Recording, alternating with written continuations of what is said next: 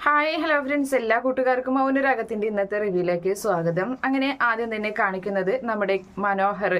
അവൻ അങ്ങനെ കിരണിനെ കാത്ത് ഒരു റോഡ് സൈഡിൽ അങ്ങനെ നിൽക്കുകയാണ്. കയ്യിലൊരു ബാഗൊക്കെ ഉണ്ട്, അതായത് ഒരു കവറൊക്കെ ഉണ്ട്. അങ്ങനെ ആ സമയത്ത് അവിടേക്ക് കിരൺ കാറിൽ വന്ന് വരികയാണ്. അപ്പൊ എന്താടാ നീ കാണണമെന്ന് പറഞ്ഞത് എന്ന് ചോദിക്കുന്നുണ്ട്. അപ്പൊ കിരൺ സാറെ, എനിക്ക് കാണാനായിട്ട് എനിക്ക് കുറച്ച് ദിവസം മാത്രമേ എനിക്കിനി പരോളുള്ളൂ, അതിന് മുൻപ് ഞാൻ പോകുമെന്ന് പറയുകയാണ്. എടാ, നീ വിളിച്ചപ്പോൾ ഞാൻ നിന്നോട് ദേഷ്യപ്പെട്ടത് എൻ്റെ സാഹചര്യം അങ്ങനെയൊക്കെ ആയിരുന്നു, അതുകൊണ്ടാണ് എന്ന് പറയുന്നുണ്ട്. അപ്പോൾ അതെനിക്കറിയാം സാറേ, അവൻ വീണ്ടും ചതിച്ചു അല്ലേ, ആ പയ്യൻ്റെ അച്ഛനെ കൊന്നുവല്ലേ എന്നിങ്ങനെ പറയുകയാണ്. കല്യാണം മുടങ്ങിയല്ലേ എന്നിങ്ങനെ ചോദിക്കുമ്പോൾ അതേ മുടങ്ങി, എത്രയായാലും അവൻ്റെ അച്ഛനെയല്ലേ കൊന്നത്, ഇപ്പം അവർ നിർബന്ധിക്കാൻ പറ്റില്ലല്ലോ കല്യാണത്തിന് എന്ന് കിരൺ പറയുന്നുണ്ട്. അപ്പോൾ മനോഹർ അത് ശരിയാണ് എന്ന് പറയുന്നുണ്ട്. ഇതൊരു വല്ലാത്തൊരു ജന്മം തന്നെയാണ്. എന്തായാലും അവൻ്റെ പെണ്ണ് അവള് ജയിലിലായത് കിരൺ സാറിൻ്റെ ഒക്കെ ഒരു ഭാഗ്യമാണ്. ഇല്ലെങ്കിൽ അവള് പുറത്തുണ്ടായിരുന്നെങ്കിൽ ഒരു പക്ഷെ അവളും എന്തെങ്കിലുമൊക്കെ നാശനഷ്ടങ്ങൾ സംഭവിപ്പിച്ചേനെ എന്നൊക്കെ ഇങ്ങനെ പറഞ്ഞു കൊടുക്കുകയാണ്. നീ എന്താ കാണണമെന്ന് പറഞ്ഞത് എന്ന് ചോദിക്കുന്ന സമയത്ത് അത് പിന്നെ ഇത് കുറച്ച് കുഞ്ഞുടുപ്പുകളാണ്, 2 കുഞ്ഞുടുപ്പ് എൻ്റെ മോൾക്ക് ഞാൻ വാങ്ങിയിട്ടുണ്ട്, അത് കിരൺ സാറ് കൊടുക്കണം, കിരൺ സാറ് വാങ്ങിയതാണെന്ന് പറഞ്ഞു കൊടുത്താൽ മതി. എടാ, ഇത്രയും വലിയ റിസ്ക് എടുക്കണമെന്ന് ചോദിക്കുകയാണ്. എനിക്ക് എൻ്റെ കുഞ്ഞിനെ ഇതിട്ട് കാണണം സാറ് ഇത് ഇടിച്ചിട്ട് ഫോട്ടോ എടുത്തിട്ട് എനിക്ക് അയച്ചു തരണം എന്ന് പറയുകയാണ്. എടാ, ഇത് അവൾ അറിഞ്ഞു കഴിഞ്ഞാൽ അവൾ അറിയില്ല, അവളെങ്ങനെ അറിയാനാണ്, കിരൺ സാറ് കൊടുക്കുന്നതാണെന്ന് പറഞ്ഞാൽ പോരെ എന്നിങ്ങനെ പറയുന്നുണ്ട്. അപ്പം ഞാൻ ശ്രമിക്കാമെന്ന് പറയുകയാണ്. എന്തായാലും ഇത് കൊടുക്കണേ സാറ് എന്ന് പറയുകയാണ്. എന്നിട്ട് പറയുന്നുണ്ട്, കിരൺ പറയുകയാണ്, ഇപ്പോഴത്തെ മനോഹരനെ ഞങ്ങൾക്കൊക്കെ ഇഷ്ടമാണ്, കല്യാണിക്കായാലും നിനക്ക് എന്തായാലും സരയുടെ നിന്റെ ഒരു മാറ്റം മനസ്സിലാക്കുകയാണെങ്കിൽ ഇപ്പോൾ സരയിന് നല്ലൊരു ജീവിതം നീയും കുഞ്ഞുമായിട്ടുണ്ടായിന്. പക്ഷെ അവൾ അത് അംഗീകരിക്കില്ല എന്ന് പറയുന്നുണ്ട്. അത് സാരില്ല, എനിക്കത് അറിയാം എന്നൊക്കെ ഇങ്ങനെ പറയുന്നുണ്ട്.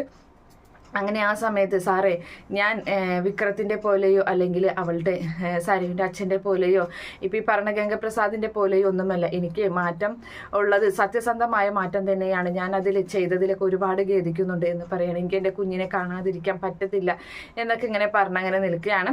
അങ്ങനെ മനോഹർ, ശരി സാറേ, എന്നാൽ ഞാൻ പോട്ടെ, ഇത് കൊടുക്കണേ സാറ്, എന്നിട്ട് ഫോട്ടോ എടുത്തിട്ട് എനിക്ക് അയച്ചു തരണേ എന്ന് പറഞ്ഞിട്ട് ശരി എന്ന് പറഞ്ഞ് അങ്ങനെ മനോഹർ അവിടെ നിന്നും പോവുകയാണ്. എന്തായാലും ആ കവർ വാങ്ങിയിട്ട് കിരൺ അതിസാഹസികം ചെയ്യണം എന്നുള്ള രീതിയിൽ അവിടെ കാറിൽ കയറി പോവുകയാണ്. അങ്ങനെ നേരെ പോകുന്നത് കുഞ്ഞിൻ്റെ അരികിലേക്ക് തന്നെയാണ്, കൺമണിമോളുടെ അരികിലേക്ക്. അപ്പോൾ കൺമണിമോളാണെങ്കിൽ അവിടെ ശാരിയുടെ അരികിലിരുന്നിട്ട് പാവകളൊക്കെ എടുത്തിട്ട് ടോയ്സൊക്കെ എടുത്ത് കളിച്ചുകൊണ്ടിരിക്കുകയാണ്. അങ്ങനെ അവിടേക്ക് കിരണിൻ്റെ കാറ് വരുന്ന കാണുമ്പോൾ നമ്മുടെ ശാരി പറയുന്നുണ്ട്, ആ മോളെ ഇതാരേ വരുന്നത്, മോളുടെ മാമനല്ലേ വരുന്നത് എന്ന് പറഞ്ഞിട്ട് ഭയങ്കര സന്തോഷത്തിൽ 2 പേരും കുഞ്ഞിനെ എടുത്തിട്ട് ശാരി അങ്ങനെ എഴുന്നേറ്റ് നിൽക്കുകയാണ്.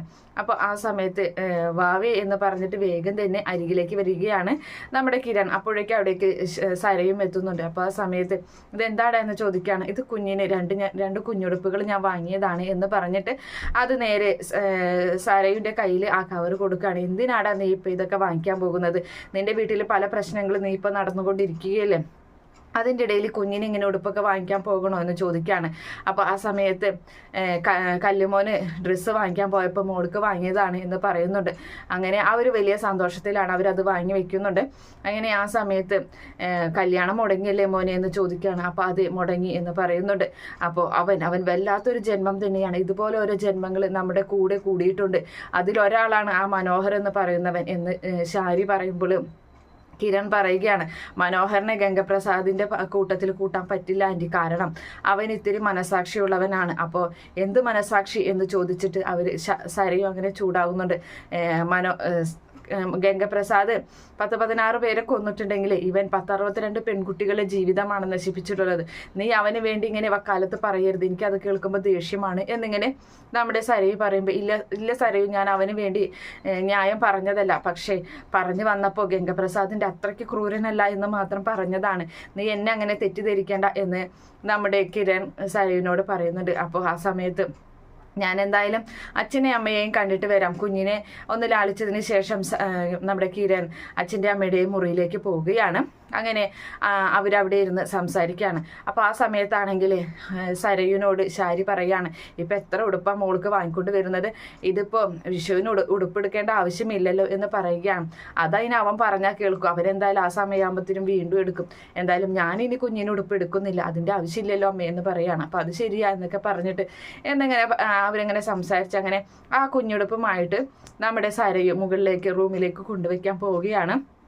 അപ്പോഴായിരിക്കും ഇവർ സംസാരിക്കുകയാണ്. അപ്പോൾ ഇവരുടെ സംഭാഷണം കേൾക്കുന്നത്.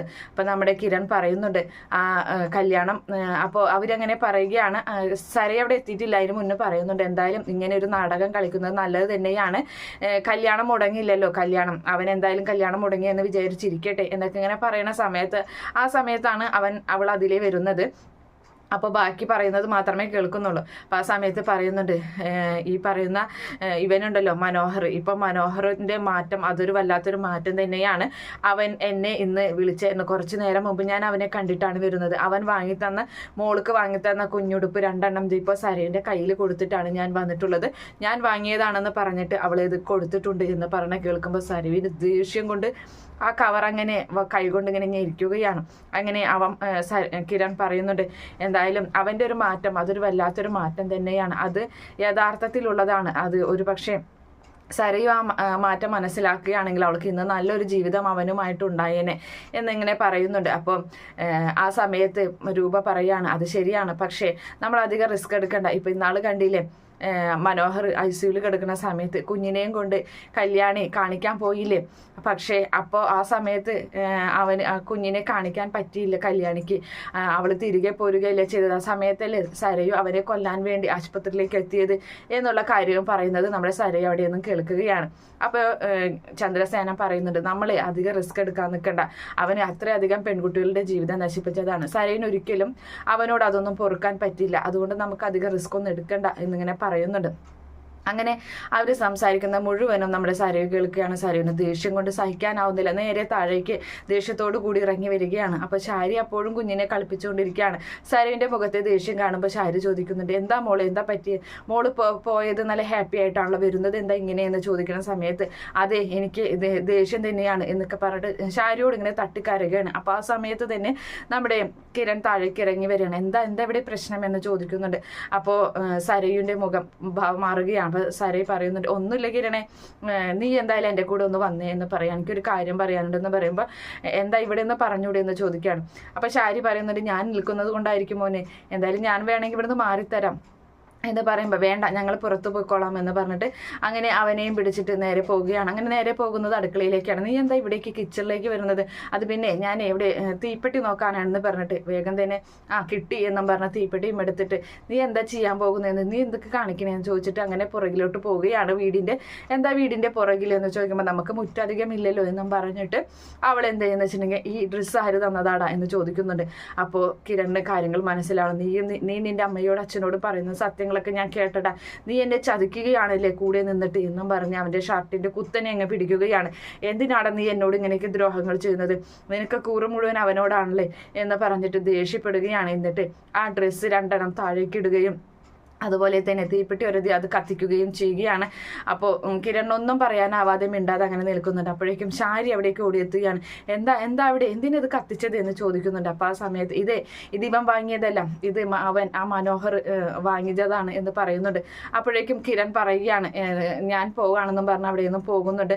അപ്പോൾ ശാരി പറയുന്നുണ്ട് ഇവർക്ക് ഇപ്പോഴും അവനോട് എന്താ ഇത്ര സ്നേഹമെന്ന് മനസ്സിലാകുന്നില്ല, കിരണിനേക്കാളും സ്നേഹം ആ കല്യാണിക്കാണ്, അതുകൊണ്ടാണല്ലോ എൻ്റെ കുഞ്ഞിനെ അവൻ കിടക്കുമ്പോൾ ആശുപത്രിയിലേക്ക് കൊണ്ടുപോയത് എന്ന് പറയുമ്പോൾ അങ്ങനെ ഒരു സംഭവം ഉണ്ടായോ മോളെ എന്ന് ചോദിക്കണം. അപ്പോൾ അതെ, നമുക്ക് ഇവിടുത്തെ ജീവിതം മതിയാക്കുമെങ്കിൽ മതിയാക്കാം, നമുക്ക് അവൻ്റെ കമ്പനിയിലെ ജോലിയും എനിക്ക് വേണ്ട, ഞാൻ ഏതെങ്കിലും ടെക്സ്റ്റൈൽസിൽ നിന്നോളാം, നിങ്ങൾ ഏതെങ്കിലും വീട്ടിൽ ജോലിക്ക് നിൽക്കണം എന്നൊക്കെ ഇങ്ങനെ പറഞ്ഞു കൊടുക്കുകയാണ്. മോൾ പറയുന്ന പോലെ തന്നെ ചെയ്യാം എന്നൊക്കെ പറഞ്ഞ് സരയു ദേഷ്യപ്പെട്ട് അവിടെ നിന്നും പോകുന്നുണ്ട്. ശാരി അങ്ങനെ തന്നെ ആ തീയിലോട്ട് നോക്കി നിൽക്കുന്ന ഭാഗം കാണിച്ചിട്ടാണ് ഇന്നത്തെ എപ്പിസോഡ് അവസാനിക്കുന്നത്. ഈ റിവ്യൂ ഇഷ്ടപ്പെടുകയാണെങ്കിൽ ഈ ചാനൽ ഒന്ന് സബ്സ്ക്രൈബ് ചെയ്ത് സപ്പോർട്ട് ചെയ്യുക. Okay friends, bye, thank U.